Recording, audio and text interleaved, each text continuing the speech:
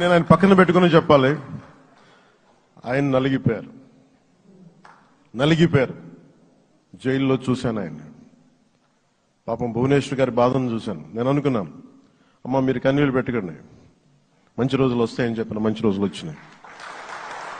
వారికి మనస్ఫూర్తిగా వారికి నా హృదయపూర్వక శుభాకాంక్షలు. మీరు అద్భుతమైన పాలన ఇవ్వాలి అందరికీ మనస్ఫూర్తిగా మీకు నేను తెలియజేసుకున్నాను సార్.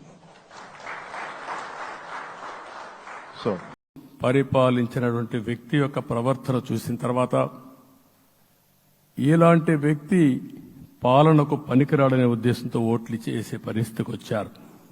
ఇది నా ఉద్దేశ ప్రకారం ఒక కేస్ స్టడీ అవుతుంది. మనందరం కానీ జాగ్రత్తగా ఆలోచిస్తే. కానీ మనం కూడా అదే విధంగా కక్ష తీర్చుకోవాలి అని కానీ మనం ముందుకు పోతే మనకు కూడా సమస్య వస్తుంది.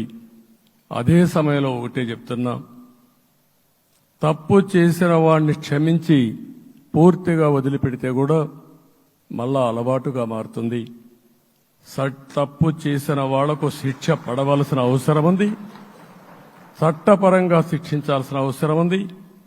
అదే సమయంలో విధ్వంస రాజకీయాలు, కక్షా రాజకీయాలు కాకుండా ఇవన్నిటిని ప్రక్షాళన చేయాల్సిన అవసరం ఉందని చెప్పి కూడా నేను మీకు తెలియజేస్తున్నాను.